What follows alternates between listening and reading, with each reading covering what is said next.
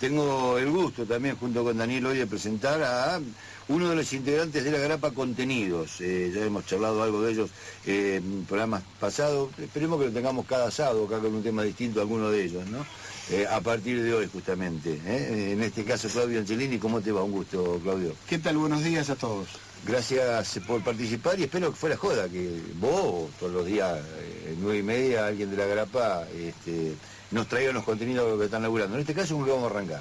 Bueno, nos pareció oportuno este fin de semana, y visto que el 16 de junio pasado se cumplieron 65 años del bombardeo a Plaza de Mayo, un hecho que está olvidado o escondido por la historia oficial. Entonces no está en los libros, los pibes no saben que pasó eso. Exactamente, entonces nosotros creemos que es un hecho cuya gravedad justifica recordarlo e incluso analizarlo, ¿no es cierto?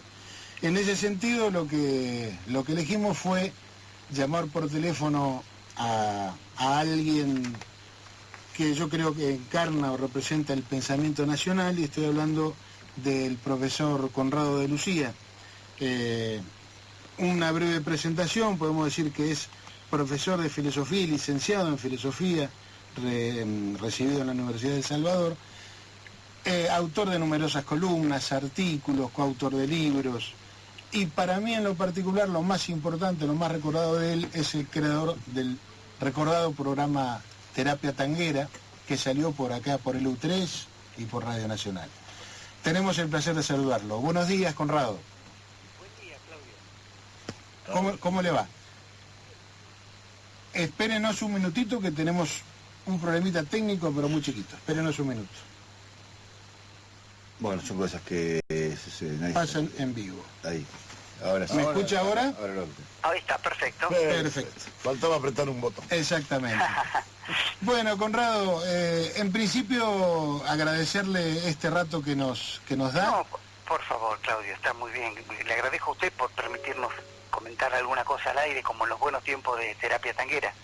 Muy bien. Bueno, teniendo en cuenta su edad, uno deduce que en aquel momento de los bombardeos usted tenía 7, 8 años, era un niñito.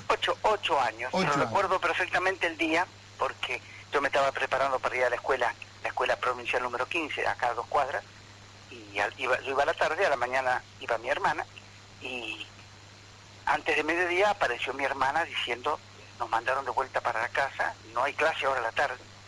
Y apareció un tío mío, que era delegado gremial de la fraternidad, Victorio Capelli, que luego en el gobierno del 73 fue adscripto a la presidencia de Ferrocarriles, pero vino a verla a mi mamá, que era su hermana, y hablaba con mi papá muy seriamente, muy preocupado. A mí no me querían contar nada porque era un nene, pero por el tema de que sabían que estaban bombardeando Buenos Aires.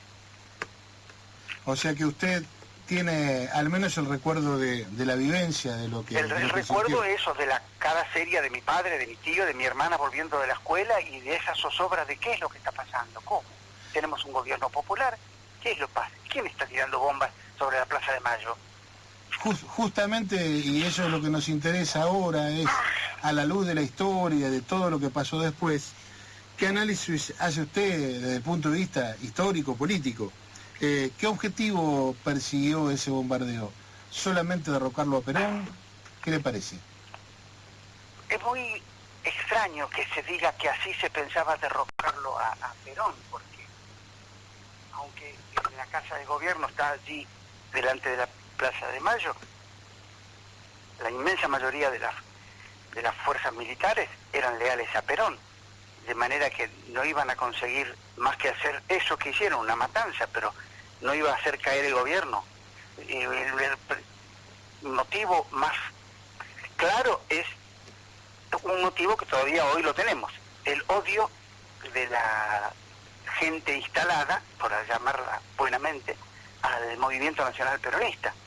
El odio al peronismo viene desde cuando la Iglesia y el Partido Comunista estaban uniéndose en la Unión Democrática, con así llamada Partido Radical, y todas las fuerzas de la izquierda, para oponerse a Perón en 1945, que fueron derrotados en las elecciones del 24 de febrero de 1946.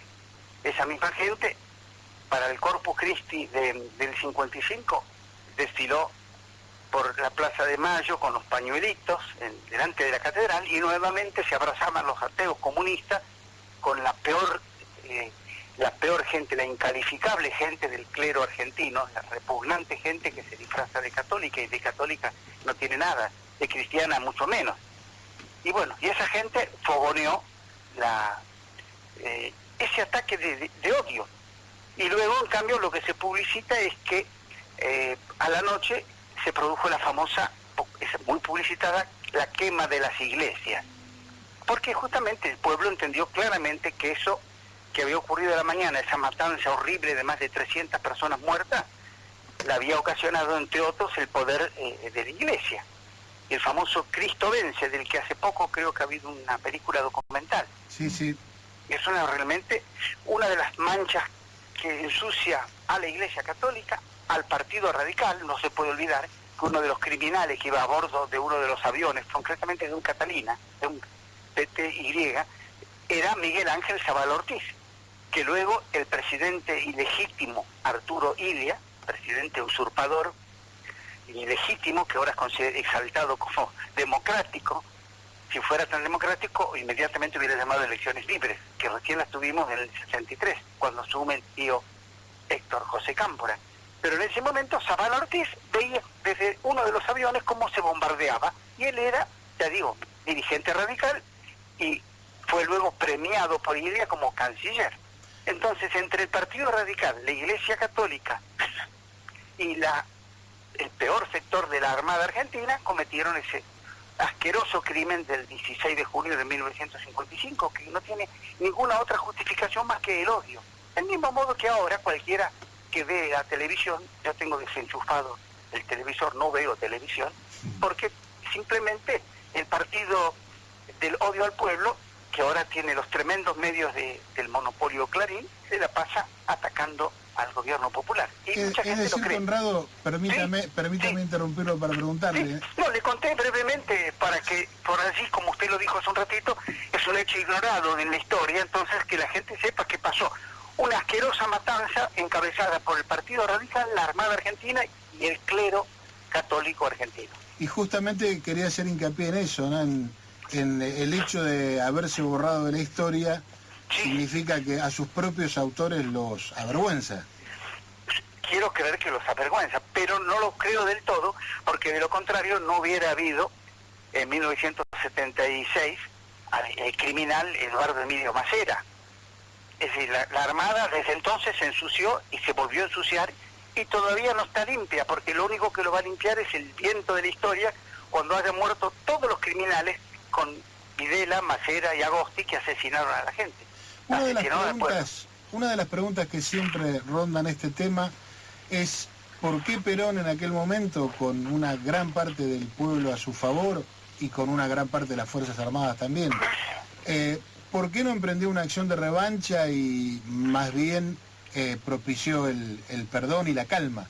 Bueno, yo creo que justamente porque Perón era un gran estadista, no era un político a medias, era un hombre con una gran visión para el futuro, y tal vez no pudo pensar que iba a tardar 18 años en volver la normalidad política a la Argentina, pero él no quiso hacer una matanza. Hay que recordar que el criminal, uno de los hombres más degenerados de la historia argentina, el almirante Isaac Francisco Rojas, había amenazado desde sus barcos que estaban en el Río de la Plata con bombardear las destilerías de Ensenada, en La Plata. Y yo recuerdo perfectamente, ya en la revolución fusiladora de septiembre de ese mismo año, cuando acá llovía a medianoche, yo escuchaba en Guaite los NA, los North American, los aviones de patrulla de la Marina volando sobre mi casa. Acá nomás, en Uruguay, yo vivo a 500 metros del puerto y vivo a 100 metros de la planta de combustibles de YPF, esa misma que se incendió el 29 de junio de 1969. Y sabíamos que si bombardeaban estos tanques iba a haber un gigantesco incendio como el que hubo en 1969, ya digo, porque los aviones amenazaban bombardearnos. Los aviones de la Marina, porque la Marina lamentablemente es una casta. Todas las Fuerzas Armadas de Argentina son una casta desde hace mucho tiempo. Se creen superiores a los demás, como lamentablemente están separados del pueblo y no les interesa, al pueblo les interesan todos sus privilegios y los siguen teniendo, y bueno, lamentablemente no tenemos Fuerzas Armadas populares. Alguna vez la tuvimos. Don Conrado, hubo Sí. en aquel junio del 55, hubo Sí. en Bahía Blanca hubo movimientos golpistas en junio, ¿no?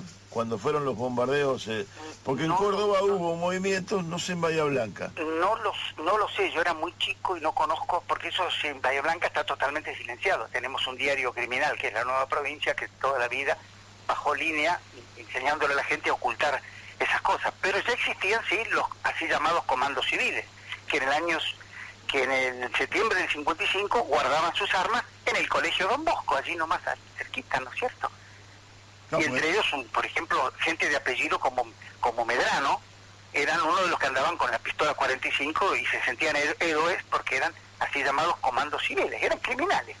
Y la Iglesia los apoyaba, una vez más, ya digo, es un hecho comprobado que usaban el Don Bosco, el Colegio Don Bosco de Vieites 1150, como lugar para esconderse y guardar ahí las armas para salir a atacar al pueblo que era indefenso e inerme en la revolución fusiladora del 16 de septiembre de 1955. Porque allí en septiembre del 55, en el golpe de Estado, Sí. finalmente, Sí, allí se bombardeó el Quinto Cuerpo, ¿verdad? sí, pero muy pequeña fue la acción, sí, que se sepa, yo recuerdo que un avión de la Marina arrojó alguna bomba sobre lo que en ese momento era el Regimiento 5 de Infantería, después luego fue el Batallón de Comunicaciones 181. Claro. Ahora, Conrado, entonces viniéndonos a la actualidad nuevamente, Sí, quiere decir que esto que estamos relatando podríamos verlo como un anticipo de lo que ahora muchos se rasgan las vestiduras hablando de grieta, pero este enfrentamiento visible, ¿no? Bueno, está desde siempre. Está de un lado el poder económico y los intereses egoístas.